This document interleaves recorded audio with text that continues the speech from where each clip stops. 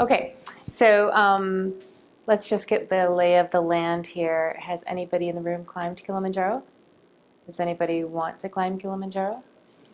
Anybody want to be convinced not to climb Kilimanjaro? Okay. You find it intriguing. Okay, well, that's a good start.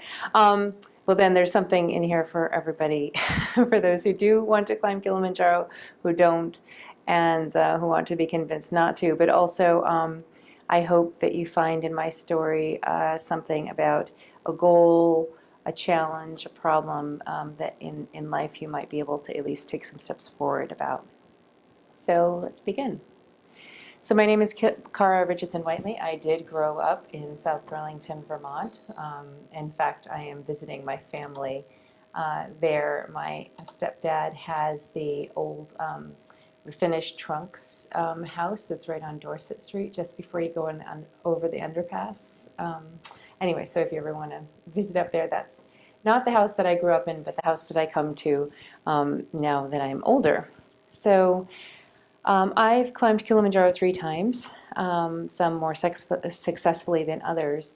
And before I ever stepped foot on Africa's highest peak, my journey up Kilimanjaro began when I was more than 360 pounds. And the highest thing that I could hike at that time was a staircase. And even that had me completely out of breath, begging for mercy, hoping that there wasn't another set of stairs for me to climb, because one was really all that I could manage. And so maybe you know somebody in your life who has struggled with weight or food, and you don't quite get it. Or maybe you've seen somebody sit next to you on an airplane, or walk past you, drive in a scooter, and you just don't understand, like, how could somebody let themselves get to be to that point? Isn't it just a combination of eat less, move more? You know, what's their deal? And so I'm going to share my story, as I do around the country, to help understand, you know, this is my narrative, this is the way that the weight and challenge is kind of set up for me, so that maybe you have some understanding about maybe other people and the obesity epidemic at large, which is very complicated and a huge issue for this country right now. So as I mentioned, I was more than 360 pounds before I ever set foot on Kilimanjaro, but I really do believe that my journey began there. You see, I started to put on weight when I was 9 years old, and my parents were on the verge of divorce. At the time, I was living in Canada, Gananoque, Ontario, and then we moved to New York, and my parents were about to divorce, and I could hear this loud screaming all the time. My parents were fighting, my father was having an affair, and what I would do was I would actually literally hide in the pantry from this, because I was 9 years old, and even then and now I don't do well with uncertainty. And when you're a kid and you hear this kind of screaming all the time between your parents, not knowing where your dad is, it's really difficult. And so I would deal with it by hiding in the pantry and literally chewing and drowning out the sounds of their screams. And so, you know, my parents decided to split, and my mom packed up her, I think it was a Ford Escort, to the rafters, and took me and my brothers to South Burlington, Vermont, where we made our home. My mom was a single mom. She worked very hard to get her master's and then to pursue her career in nursing. But as the new person on the totem pole, she had the evening shift. And so I was really a latchkey kid. And the way that I dealt with our new life, which was very different, you know, with a mom who wasn't there for me when I came home, and to deal with that loneliness, the absence of my father completely in my life, again, was to snack. I started to babysit when I was, you know, turning 11 years old, and I started to make money, and I'd turn that money into food. And then on my 12th birthday, I was sexually assaulted. Again, there weren't very many parents around, because, you know, my dad wasn't in the picture and my mom was working nights, so it kind of left us open to be vulnerable. And one of my oldest brother's friends took advantage of me on my 12th birthday. And as crazy as it sounds, the only thing that I could think to make the situation stop was to offer the guy something to eat. And it was enough of a, huh, kind of moment. And I can kind of laugh at it now, like, that was kind of a weird thing to say, but it was the only thing I could think of. And it was enough of a pause for me to get up and again, just go to the kitchen and be shielded by that pantry door as he scampered upstairs, and it stopped. And so as a kid, as a 9-year-old, a 12-year-old, and from that point moving forward, it would be easy to interpret that as food saved me. And that's the way that my relationship with food really got complicated. A lot of people would say that I had an eating disorder. But at the time, when I was 12 years old, a lot of times doctors would say, well, she's just growing, she's going to level out. If she just, put her on a diet, she'll be fine. Or, it was just more like the average kind of growing pains instead of like, maybe something's really wrong here. And when I look back at that time as to how difficult it was for me, I mean, when I was 12 years old, I developed shingles. And shingles is this thing that you're supposed to get when you're like 80. But my autoimmune system was so shut down, and I was taking so terrible care of myself that's where I was.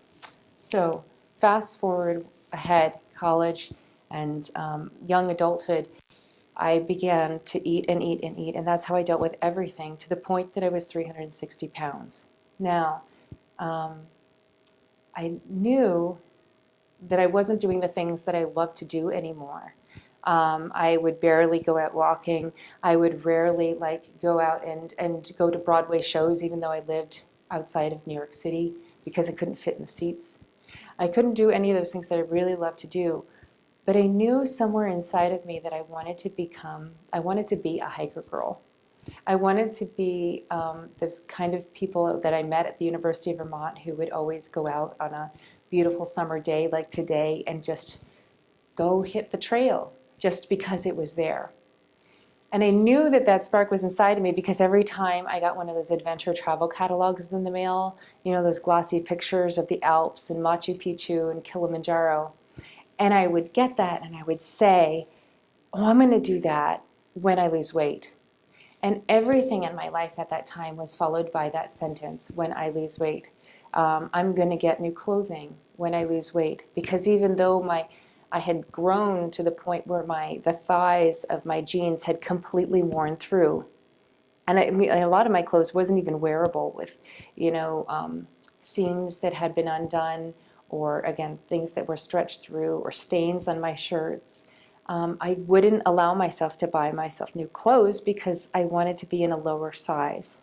And I even said, and I know a lot of people around the country do this, because I talk to women around the country, and they say that they would wait to go to the doctor until they lose weight. And I did the same thing too. I didn't really talk to my doctor about the challenges that I was feeling because I was so embarrassed and so ashamed of what I've done to my body. So I've got to be healthier to go to the doctor, which of course doesn't make sense as I say this out loud, but that's the case. So I decided, as I was about to turn 30 years old, that no, I really do want to become a hiker girl. And I want to be that person who I long to be. So, because I was about to turn 30 and I thought that was old at the time. And so I decided that I was going to start hiking. And the challenge with being a fat hiker is that these are actual Google images of hiker girls. If you put this into Google image search, look for hiker girl, these are the pictures that come up. Now, there are a lot of mountains in these photos, and I don't know where the woman on the top right is heading, but she should surely stop by EMS next time she's in South Burlington. There are a ton of photos of women with maps. I mean, talk about stereotypes that were always lost. But clearly the person on the middle is totally lost and hiking on a car. So I couldn't really identify with a lot of these images. I wasn't a Patagonia model. If I went into EMS or REI or whatever outdoor store that you love, there would be nothing that fit. Even the socks were too tight. Boots could fit, but socks were even too tight sometimes. So the only thing out of all these images that I could identify with or latch onto is what the woman on the bottom right is holding. And that's a water bottle, a Nalgene bottle, the kind of water bottle that if you and the Nalgene bottle fell off the side of Mount Mansfield, it would survive, but you wouldn't. So I thought, well, okay, I'll start there, and I'll start to carry one of those around with me. And at the time I lived in New Jersey, which is a really, really great place to do beginning hiking because there's a lot of flat trails, okay? It's not Vermont. And so I would suit up for these hikes, you know, these 20-minute hikes as if I was climbing Everest. I had like my backpack on, you know, my safety whistle, my compass, everything. But I started to take it pretty seriously. And even though I was spent at the first 20-minute hike and then the next 30-minute hike, I started to use each hike as a stepping stone for the next one. And so each, you know, I had this 50 great hikes in New Jersey book. And so I'd be looking for like the easy hikes and then the moderate hikes and soon the strenuous hikes. And it was something that I really enjoyed doing with my husband, even though he's a marathoner. And he would go up on the trail and double back and then like tap his leg like he's calling a dog. And I swear to you, he's not a jerk. It's just, this is his funny way of like, come on, you can do this. And instead of strangling him in the middle of the woods, I changed my energy to like try to hike a little bit stronger and a little bit with a little more power. And I was the one who was picking the highest mountains. Higher and higher mountains instead of him. I'm like, let's go to New Jersey's highest peak, which is, you know, it's like nothing like Vermont. And so I thought that I would start picking I needed a bigger goal because I kind of had exhausted that 50 hikes of New Jersey book. All the hikes that interested me, I had done, and I needed something big in my mind. And the mountain on the right came to mind. Of course, this is a really good audience to ask what mountain that is. Anybody know? It's here in Vermont. It's Camel's Hump. And the reason why I decided to take on Camel's Hump was because when we in South Burlington, we do this as a field trip, right? 4th grade. And when I was in college, and the only thing that I was really walking to at the time was, I was at the University of Vermont, and I basically would walk to class, and I would walk to 25-cent draft night at the local bar, but I wasn't doing any walking for exercise or health. And on a beautiful summer day, a lot like today, probably a little bit cooler, some friends who were sticking around on campus said, hey, you know, how about we take on Camel's Hump? And I thought, great idea. I love to hike. But this was the summer where my weight had just gone over the 300-pound threshold. Again, I wasn't doing any exercise. So okay, I can assure you, 20 minutes into this 5.5-hour hike, I was so winded and out of breath and just completely, I had the feeling like, you know, marathoners do at mile 20 of a marathon. I had like lead leg. I couldn't move at all. And so there was one friend who kind of stuck back with me as I slowly made my way up these initial steps of the mountain. And finally I said, you know, Christy, go ahead. Go with everybody else. I'm going to go down the mountain. And instead of it being that Oprah-like aha moment, that everything changed, I funneled that embarrassment, shame, humiliation into the contents of my backpack, which I had brought with me like a half pound of M&Ms and a Diet Coke, because that's the way my brain worked at the time. You know, like these two equal each other out. Or I'm about to hike a mountain, so why not bring an entire bag of candy, because they will erase each other out. And so as I waited for them, I slowly ate the whole bag of candy. And I was totally embarrassed when they came down, but nothing changed. Nothing changed in the way that I behaved, but I surely didn't do very much hiking after that point. And so as I was on this path to wellness in my 30s, I thought, well, yeah, that's the one. That's the mountain that I have to hike. And so I trained. I started to do, you know, the higher peaks in New Jersey, higher peaks. I used the moving staircase at my gym for like an hour at a time until I decided that I was ready to do it on the eve of my 31st birthday. Now, this was the time before selfies were really popular. I had an actual, like, legit camera with me. But the problem was I decided that I was going to do a sunrise hike before anybody else was up, you know, have a little headlamps to start, and then I could see the sunrise as I was climbing the mountain. Well, there was nobody else on the trail. And as I was nearing the top of the mountain, I hear this, and there's a dog. And like a dog was about to beat me to the top of the mountain. Then I hear a woman and her daughter hiking.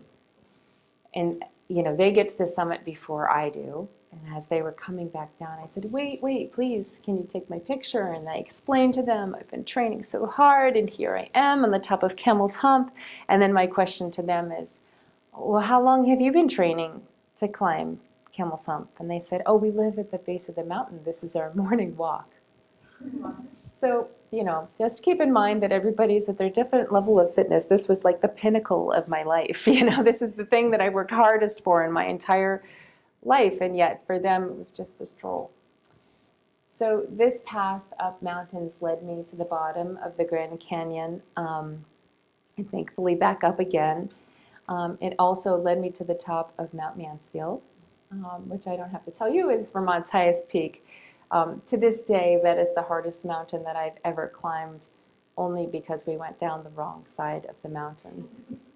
Thank God, or thank goodness, that was the same night of the Vermont Brewers Festival, which we actually, my husband and I, went to again for the first time since that fateful hike last night. So if I'm slurring any words or a little bit loopy, that's probably why. Anyway, so, but Mount Mansfield is such an amazing hike, but next time we're going to pay a little more attention about which way we're going to go down the mountain. So this thing starts happening. You know, I'm hiking a lot. I'm putting really great fuel in my body. So the thing that starts happening naturally is that I start to lose a lot of weight.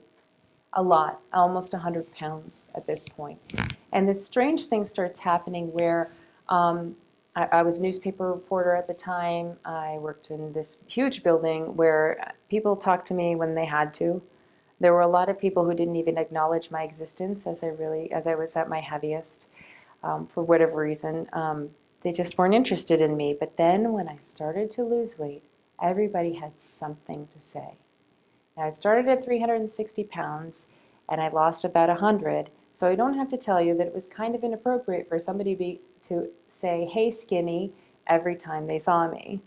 And for somebody who had used food to kind of block emotions and attention and all that stuff, I mean, unintentionally, but you know, that's probably what my brain was thinking, was to block that kind of attention. It was really intimidating because people had to know what I was eating for breakfast, what I was having for dinner. As I went by the vending machines, they had a look to see what I was getting out of that.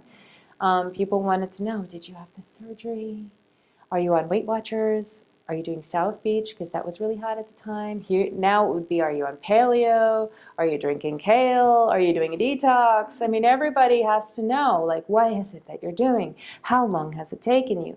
And women would follow me into the bathroom, and it was so intimidating because I'm like, I'm here to pee, you know, and people would have to say something about my weight, even when I was in the middle of going to the bathroom. And so it was this awkward, strange thing that started happening, that everybody had to say something. I'm sure they felt like they were trying to encourage me, but it was a little weird, and like how obsessive some people were about me, who never once talked to me. And so I thought, well, okay, first of all, I need another goal.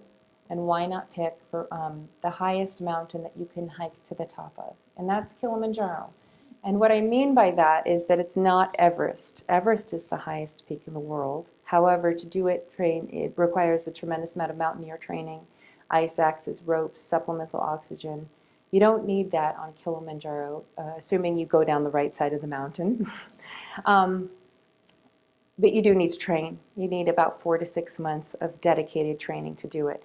And if you do get sick from the altitude, you might need supplemental oxygen, but it's not part of the deal. You know what I mean? You're not going to really be using crampons to hike or anything like that. Believe me, it's an arduous journey. 5.5 days up, 1.5 days down, depending on which route you take. But it's rough going. And the thing about it is that it's such an iconic mountain that so many charities and nonprofits really latch onto it and say, like, we'll use this as a fundraising climb. So you can climb the mountain on behalf of a charity and then use it to raise money for something. And I decided that if I was going to do that, I wanted it to be something that gave back to Africa. And I'm a real big U2 fan. So I really liked what Bono said about, I was listening when Bono was saying that AIDS in Africa was a crisis, and then also AIDS orphans was a huge issue, the children who are left behind by the AIDS-related deaths of their parents. And so these communities were losing parents and their favorite aunts and uncles and maybe a teacher. And so there were so many kids left behind. I wanted to do something for AIDS orphans in Africa.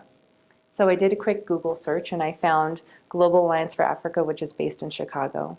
And I did one of their fundraising climbs because the big thing that they do is Kilimanjaro climbs to raise money.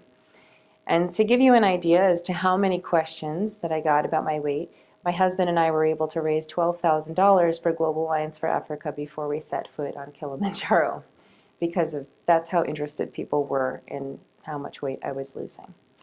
So a little bit about Kilimanjaro. It's 19,343 feet. It's based in Tanzania, Africa. The route that I've always taken is the Rongai route, which is on the Kenya side of the mountain, so it's a bit of a drive than the main routes, but it's a little more secluded, and you see less people, especially on the way up the mountain. The keys to success are a lot like any kind of lifestyle change. You have to go pole pole, which in Swahili means slowly, slowly. And by the way, in The Lion King, has anybody seen The Lion King, the movie, right? A lot of the names in The Lion King are actual Swahili words, like Simba means lion, Rafiki is friend, and Hakuna Matata is something that you'll hear a lot in Tanzania, because it really does mean no worries. But pole pole is the thing that you'll hear on Kilimanjaro all the time, slowly, slowly. And so athletes have a real difficult time on Kilimanjaro because they just want to get it over with. You know, they're strong, but the slower you go, the better you acclimatize. So it's like my kind of mountain, right? You drink a ton of water, up to 5 liters a day. And so if you want to climb Kilimanjaro, you're going to want to practice drinking that amount before you go, because that's a lot to the system. I mean, maybe you'd average about 3 liters, but I mean, you really want to drink a tremendous amount of water. And the other thing is having a positive attitude. You're never quite sure who's going to make it to the top of Kilimanjaro. I climbed with somebody who later became an Ironman. She in Hawaii, and yet she had to go down on her summit attempt because of the altitude. Ann Curry didn't make it to the top, on the Today Show. Martha Stewart did, even when her guide got sick and she had to, eat snow. Because she's Martha Stewart, of course she did. She can make anything happen. She's my hero. Anyway, the only people that you can be absolutely certain will not make it to the top is when you're in your pre-climb briefing, and the people who are doing the most moaning and complaining about this trip and how their spouse, their partner, their friend drag them along and they hate camping. Well, you can say goodbye to them by day 2.5. They will make their way back down the mountain and be evacuated on their own 2 feet and find their way to a hotel before everybody else makes it to the summit. That's the only ones you can be sure of. So to train for this journey, I used a lot of strength, stamina, and spirit. I live in New Jersey, so I had to hike the highest mountains twice. So I'd start at the bottom, go up, go down, and start all over again.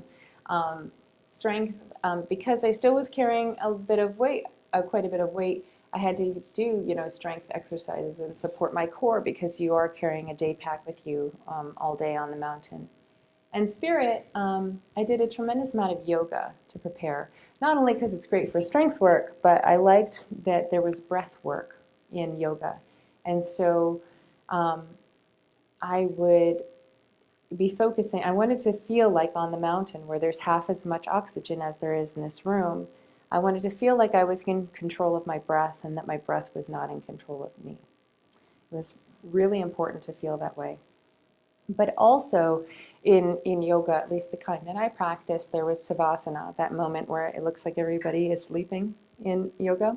So I liked every time I went down to savasana to imagine myself at the top of Kilimanjaro, because I still didn't really fit in the hiking culture, but I had to believe that I was going to make it there before I ever got there. So don't get me wrong, this is an arduous and difficult journey. A lot of people struggle from altitude headaches, nausea. It's all part of the deal of climbing in high altitude situations. And also there's the fact that you're without a shower for 8 days, and so that doesn't, so Kilimanjaro is not for everybody. This middle picture here, a lot of people say, oh, what an awesome picture of you guys just heading off to climb Kilimanjaro. No, this is day 3. You've climbed already the base of the mountain. On summit night, you're going to go basically to this V point here, and then halfway down the mountain, which is about where the corner of that screen is on summit night. And even though each day of hiking is its own separate challenge, first day is like 4 or 6 hours of hiking. Second day is 10 hours. It's a real slog. The third day, I think, is about 5. It's a little more steep. But nothing compared, and the last day, again, is another long slog, maybe almost 7 or 8 hours of hiking. So, but nothing compares to summit hike. Summit night, or summit day, might as well call it, is 15 hours of hiking. So you start, I mean, if you're going to do 15 hours of hiking, why not get started early, right? You start at midnight. There's a couple logistical reasons for that. I've been told that the reasons they do that is because the wind is lower, usually in the middle of the night. Also, the scree surface is colder. So the scree, which is like glorified kitty litter, has anybody ever climbed up scree before? It is probably one of the most aggravating and difficult things that you'll ever do in your life. It's like, imagine hiking up a mountain of gravel and how much progress you would make. Well, if it's in the middle of the night, it's colder, so sometimes it's adhering a little bit more to the mountain because it's a little more frozen. So normally, if you were to climb on it, you would take one step up and slide back, take another step up and slide back. So it makes it a little bit easier. Not much, but it is easier. And you've got 15 hours of hiking, so you know you have to get an early jump on the day. So you start at midnight, and first, I mean, you're feeling really accomplished because you've made it to this point, right? Second of all, it's summit night, so you need to wear every single layer that you've brought with you. Now, mind you, climbing Kilimanjaro is like climbing up the side of the globe. You've basically bought out your local outdoor store because you start near the equator, you end at glaciers. So you're going through every possible system that the world has to offer in one mountain hike. But on summit night, you have to put all of those on you because you're so cold. It could be snowing at this time. You need every possible layer. And that and alone is an accomplishment. You look a little bit like that kid from A Christmas Story. You know, I can't put my arms down. That's how you'll be. Now, if you can do that and then also tie your boots, again, gold stars for everybody. And when you open your tent door, or alcove, or whatever you want to call it, you're so high up at this point that you can see there are stars above you, there are stars beside you, and there's stars below you. And if you can eat anything to give yourself a little bit of fuel, that again is an accomplishment because it's really hard to eat at this point in the mountain. And you start on your climb, and you're all in this like lockstep together with your group, your guides, and a few porters. And they're singing to you in Swahili lullabies and love songs. And it's so beautiful as you can see the other people walking up the mountains, and they've got their headlamps on. They look like moving constellations up the mountains. You have no idea where the mountain begins, and the only way you know where the mountain begins and ends is because that's where you can see the stars again. So it's really amazingly beautiful and wonderful and spine-tingling for the first hour, maybe the second. But the third hour, you're starting to question why you're not the kind of person who can just book a beach vacation. And why you put yourself through this torture and difficulty. And you're starting to think that even though the people that you've climbed with for these 5 days, I mean, they've been your best friends. They've loaned you toilet paper, and that alone is mountain magic. They've exchanged snacks, you know, whatever somebody could eat, whether it was energy gels or Cliff Bars or whatnot. I mean, they are your family now. But you're like, you know, guys, I've had enough of you. I want to go down. And you swear in hour 4 that even though these guides and porters who you've paid to help you up the mountain are absolutely, swear they're absolutely lost, because unlike hiking here where there's a trail blaze every few feet or every few, every quarter of a mile, where you kind of really know which way you're going. The only thing that you can see when you're hiking at this point on these zigzag back and forth trails is you 2 feet in front of you, because all you have is your headlamp on. You can't really see the horizon. And even if you are, you feel like you're going away from it more than you're going towards it because of the way of the switchbacks. It's so infuriating. All the darkest thoughts that you've ever thought in your life come up at this point. And just when you think, like, to heck with all of you, I'm going down the mountain. I'm going to say I climbed Kilimanjaro, and I'm going to end it right here. Just when you're ready to give up, the sun rises. And so on Kilimanjaro, it truly is, darkest before dawn on the mountain. That point, you have to go over these things called Jamaica Rocks, which is the hardest part of the mountain when you're most tired. And yet you have to go through that to get to the top, to Gilman's Point. So most people stop at this point. They have a cup of tea, and then they push on towards the summit. At this point, you can see how high you've come and so how far you've come just trudging through that darkness to get to that point. In my past climbs, when I've gotten to that point, I've seen that the horizon is actually curved. I mean, that's how high you are. And at first I thought it was maybe the lack of oxygen in my brain, that maybe I was tripping just a little bit, but other people have said that they've seen the same things as well. So, and you can see that the glaciers are shrinking. That is true. And they're starting to look very sick. If you continue on a little bit farther, some people call Gilman's Point their peak. And that's, I'm not going to argue to or fro. I mean, for or against it. I mean, it's a sizable accomplishment either way. You still get a certificate if you go to Gilman's, but if you go a little bit farther, you can get to Uhuru Peak. And Uhuru Peak, Uhuru in Swahili, means freedom. And so when I got to that point, I thought, gosh, I can do anything. I can climb anywhere. I can, everything. The world is my oyster. Nothing can hold me back now. And I was especially encouraged by that because then the next part of the mountain is going down.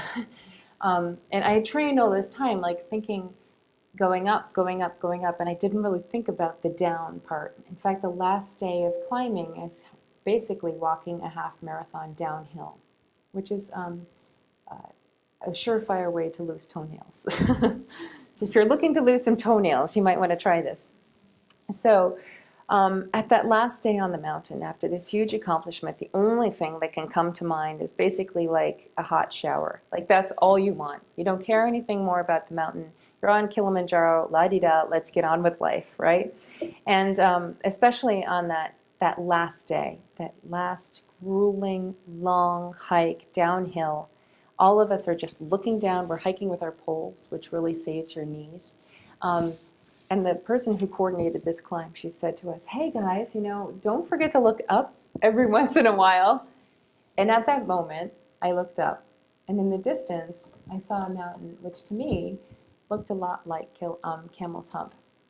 And I thought to myself, had I never thought about this humongous goal of Camel's Hump, if I had never taken that on, I never would have been able to put myself on Kilimanjaro. So sometimes those smaller goals can really lead to amazing, huge, life-changing goals. And I'd have to say that Camel's Hump was pretty life-changing for me too. So in the end, I lost more than 120 pounds. And all those women who I worked with were now asking, well, what's your next adventure? Are you going to do Everest? Are you going to do the Long Trail? Are you going to do the Appalachian Trail? If Cheryl Strayed's Wild had been out then, they would have been asking, are you going to do the Pacific Coast Trail? Everybody had a new idea about what kind of adventure I should take on. But, of course, I had my own ideas. It was something that was going to require a new set of gear and kind of a new language, and that was having a baby. Now, I assure you that Anna was 7 pounds, 9 ounces. However, I put on more than 70 pounds, more than half the weight that I had lost back on in a 9-month period. I can tell you why I think I did, but I know that people who struggle with weight have a really difficult time when they get pregnant, maintaining a weight loss or adding on pounds. I know it was a time of great uncertainty for me. I didn't know, after a difficult childhood, what kind of mom would I be? I was terrified. I was somebody who had been to the top roof of Africa, and then like there were strange things during pregnancy, like sciatica, where you feel like you have a lightning bolt going down your leg. And so even though I had hiked so high, such high mountains, I could barely make it across my living room to the bathroom. And trust me, when you're pregnant, you do that a lot without being in screaming pain. And so putting on weight came very easily for me because I went from such an active standpoint to not really wanting to move at all. And then there was all these messages about, oh, you're eating for two, don't worry about it. When you have the baby, the weight will come right off. Oh, and wait until you do breastfeeding, it's just gonna melt right off. You know, there were so many messages that just, don't worry about it now, don't worry about it now. And not one person, maybe there was one doctor who said, hey, let's cool it a little bit. And I, of course, instead of taking that as a tip of like, what's going on here, Cara? I was like, I can't believe you said that to me, I'm pregnant, you know? I just took total offense to it instead of seeing it as a red flag and not really seeing through, you know, my eating disorder, my issues with food. I took offense to it instead of starting to steer my way in the right direction. And so the terrible thing that started happening with me, because after I had the baby, the weight was still with me. And then some, because I love my daughter very much. She's such a gift in my life. But as a baby, she was really hard to handle. She was one of those babies who was up every 2 hours for like 4 months. I was totally sleep deprived. And that's probably one of my greatest triggers is when I'm sleep deprived. That's probably when I'm at most danger to binge and not take good care of myself. And so I felt so desperate to be that person that I was on the top of Kilimanjaro. I felt so, you know, ready to be back in that space again. So, especially because I started to bow out of life in a lot of ways. So I would bow out of pictures. I wouldn't go to family events. I would stay back with the baby, you know, and you guys go ahead. I didn't do anything fun anymore. And so I thought, well, why don't, you know, what was it about that time? How did I feel so in control? And I thought it was because, you know, I was working for a cause that was bigger than myself. You know, I thought, well, maybe because I was raising money for Global Alliance for Africa. So I came up with this crazy cockamamie plan where every month of the year I was going to do a different challenge for charity. Some of them burned more calories than others. Like I assure you the penguin plunge in Burlington, Vermont didn't, but it sure got my heart going. I'm a little embarrassed with the amount of profanity that I used with the former mayor, Clavel, who jumped in the water with me. And I was going to end the year with another Kilimanjaro climb. And there were a lot of great things about this. I mean, I think my daughter won her age category in this race. And, you know, met a lot of interesting characters. And I felt like I was doing something positive for some things that I really cared about. Like I took on the MS walk because I had a dear friend who I didn't even know had MS. And one day a colleague said, you know, she's in the hospital, she can't breathe, she can't walk. She had to learn to walk again. She had to learn to talk again. She's still in a wheelchair now, not even a fraction of who she used to be. She hasn't worked since. And so I felt like, okay, I'm doing something for her, something I felt so completely out of control about. And it got me out of the house, and that's positive. It was kind of on the surface self-care. But the trouble was, even though I knew the narrative about why I struggled with food, you know, I can say my mom wasn't around, my parents got divorced, I was sexually assaulted. I wasn't really working on the reasons why I ate. And like I knew the narrative, but I wasn't really thinking about how to move forward from that point because it was just the story I told myself again and again and again. And so in that final, or in that second climb, I excused myself from training a lot because I had a baby. And I didn't deal with my demons about food. And so probably the hardest scene that I had to write about in Gorge was how the night before my climb, I was in such denial about my eating that I hadn't even tried on the pair of pants that I brought with me. I brought the same pants that I brought with me the first time on the mountain. And so here we are at the base of Kilimanjaro, and I try on these pants, and I'm horrified because they don't fit. Now, I love Tanzania, but I assure you that at the base of the mountain, there are no Lane Bryants. There's no plus size anything. And so I remembered as I was walking, as I was on the bus on the way to this hotel, I saw a house that had a sewing machine out front. And I thought, well, maybe that's a sign that they're a tailor. So I went to the hotel desk and I asked them, I said, can you take these two pair of pants and make them into one? Take 6 inches of one and make it a stripe on one side, and take another 6 inches from that same pair of pants and put it on the other side and make them, about a foot wider. And I was really embarrassed, horrified, that I had to ask this hotel clerk this huge favor when she's somebody who deals with like elite climbers all the time, And instead of it, instead of it being this moment where I'm like, really, Kari, you really got to get it together. Maybe I did have that thought, but instead of it turning around and being a good moment for me, I remembered that on the way to the mountain, I had bought this bag of candy, this huge bag of candy that I saved for my niece and nephew who were going to visit from California, and my daughter. I had put it aside specifically in the suitcase that was going to stay behind on the climb. And I got back to my hotel room. I felt so awful about myself. I thought, I could go for something sweet.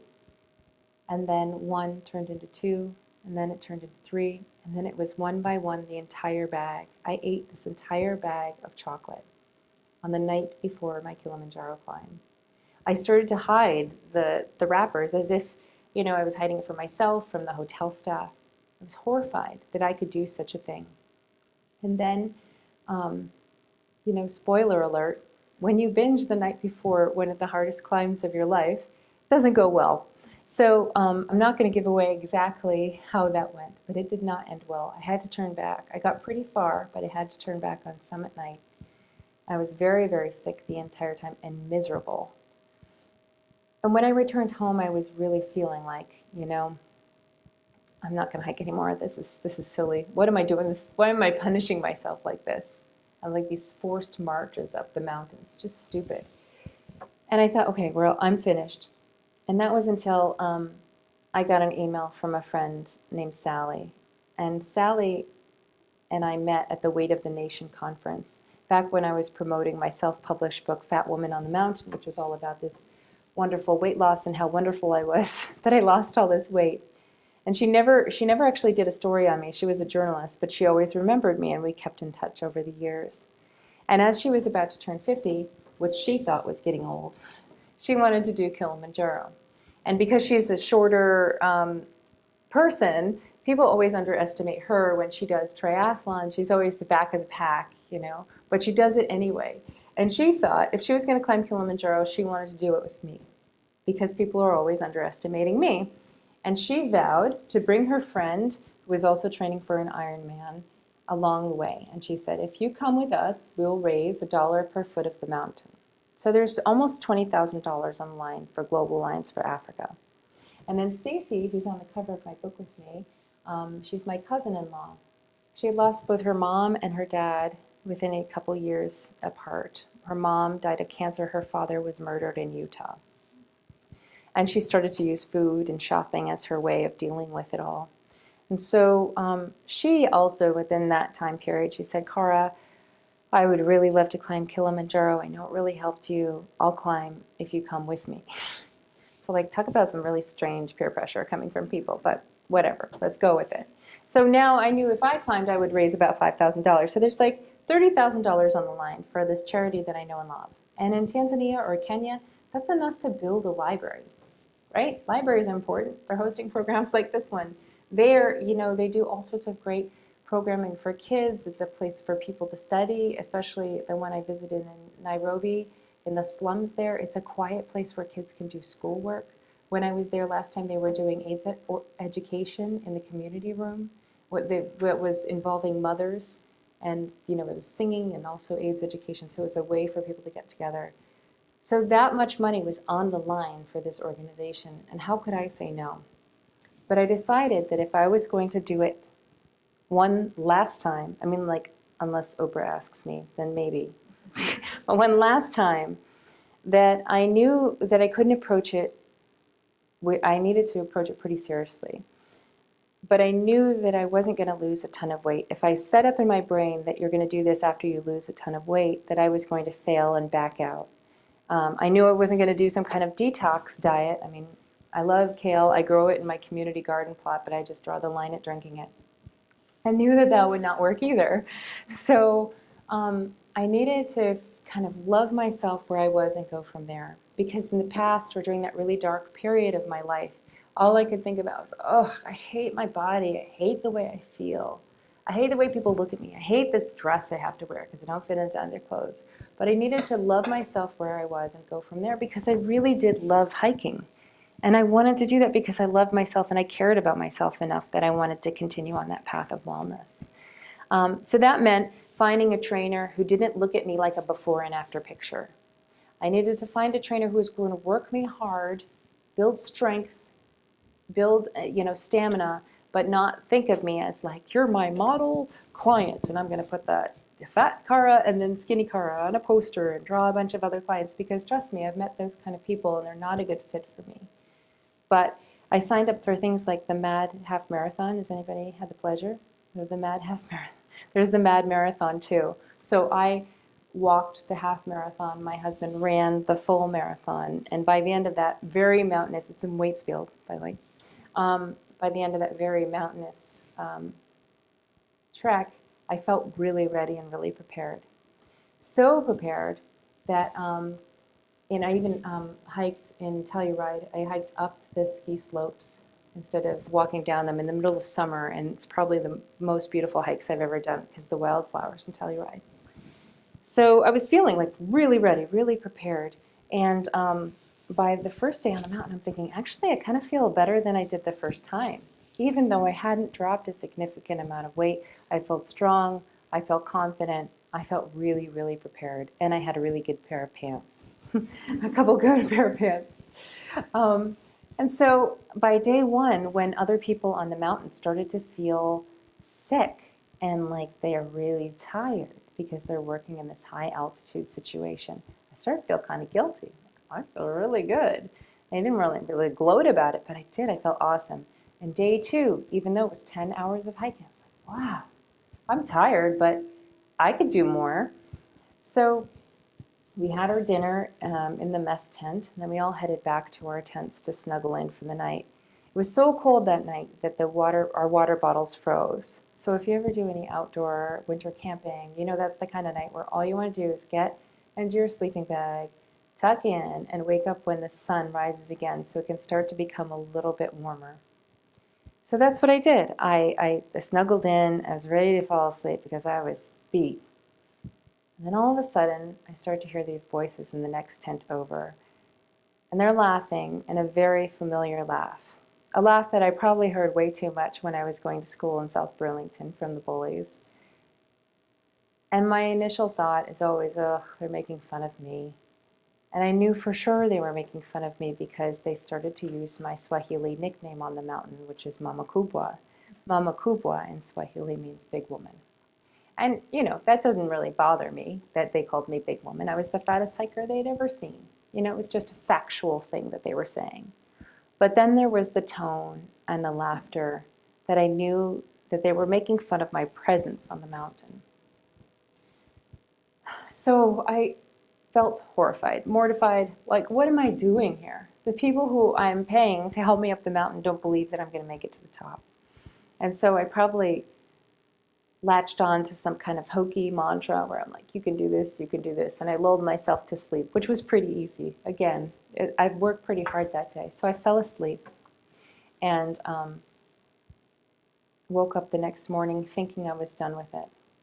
But the greatest lesson for Kilimanjaro for me is how, and also with my issues with food, is how that, on Kilimanjaro, when something's bothering you or something's wrong, you must deal with it immediately. And I, over the years, had used food to kind of put aside any thoughts or feelings or concerns that I had in my life. But on Kilimanjaro, if it's cold, you put on a fleece jacket or a jacket. If it's raining, you better cover your backpack or you're going to get your stuff soaked. If you're hungry, you have to eat. And if you're thirsty, well, then you're probably past the point of dehydration, so you better get some water as soon as possible.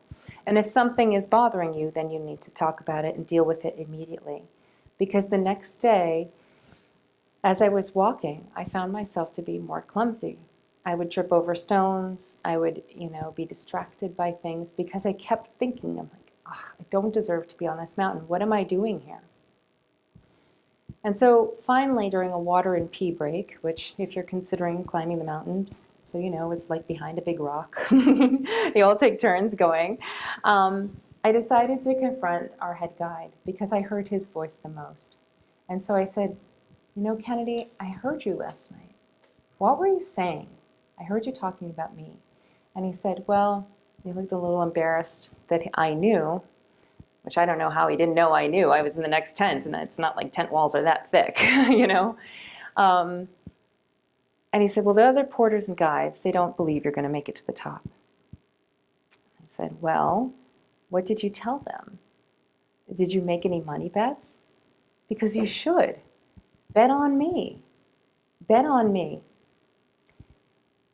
And while I'm not going to tell you how the rest of that mountain climb went, because there's copies of Gorge in the room, I don't want to spoil your summer reading, I will tell you that it went well. I felt like it was a successful climb in a lot of ways. But the thing that I find success and positive things about is that now, I'll do things more at sea level for my own success. There are things like, I have a community garden plot, and I made sure before, I've been on the road for about 3 weeks now, and so I made sure I got it ready so that when I come back, there's going to be fresh tomatoes and kale, not to drink, zucchinis and everything when I come back. I get a community pool membership so that I can take my kids swimming and be active with them, even if it takes more courage than climbing Everest to put on a bathing suit. I do it anyway because it's a positive thing to do. It's saying what I need to eat when maybe there isn't really a great food option for me. But really I'm striving for a pattern of normalized eating now. That's what I really strive for. Not no carbs, not no this. There's not no foods, but really a normalized eating and recognizing immediately if I go off track, how to get back on track again. But most importantly, I share my story around the country. The more I share, the less shame and power food has over me. And hopefully I can help build compassion and understanding for other people who might be going through the same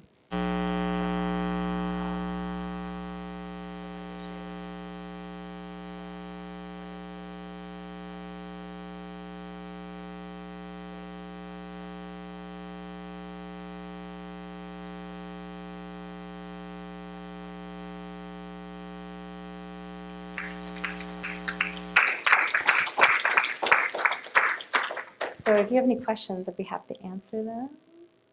Do you have any questions? No? Yeah?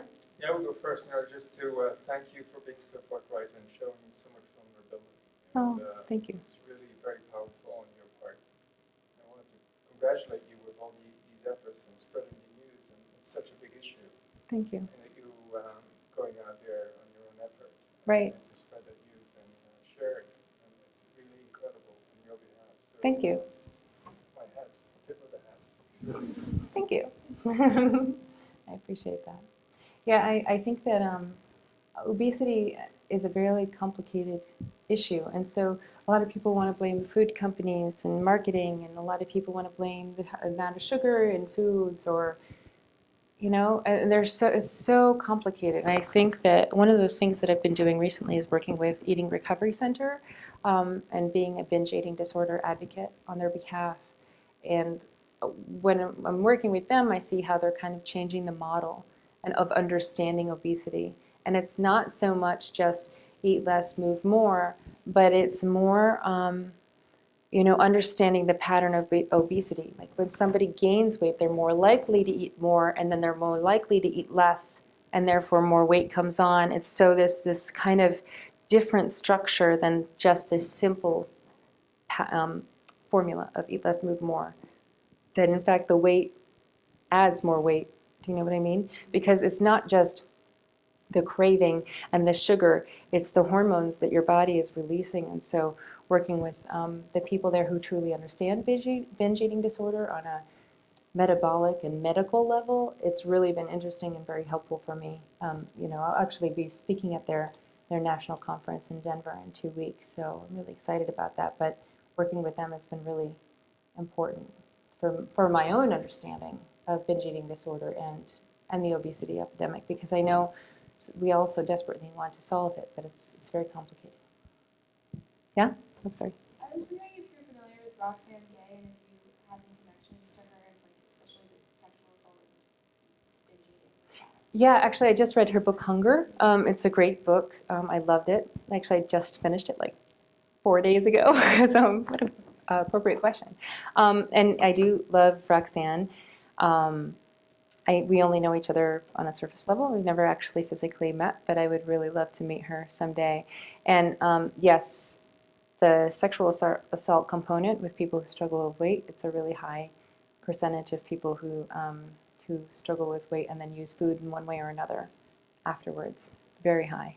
So I think that I'm glad that she also is opening the conversation for people.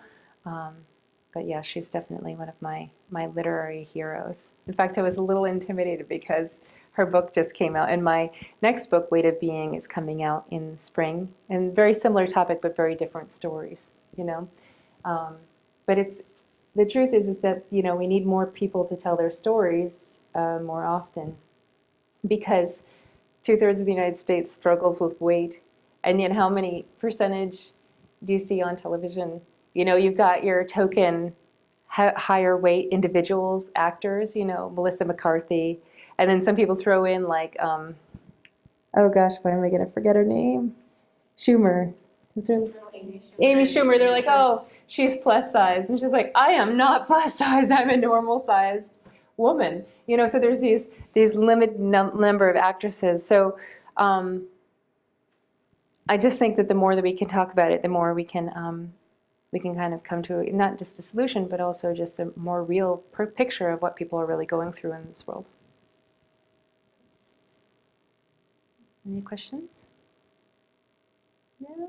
All right. Well, thank you so much for your time. I know it's a beautiful summer afternoon in Vermont. You could all have been hiking Camel's Hump, and yet you came to see me instead. So if Kilimanjaro truly is in your life list, keep in touch with me. I'm on Facebook. I'm on Twitter. And you can also be in touch with me on my website. I do talks around the country, so if you know any corporations, I'm up in Vermont a lot, so hospitals and stuff, I do talks all the time, so just reach out to me and we can work something out. But I'm really glad, regardless, that you shared this time with me, and thank you so much. Thanks. Thanks.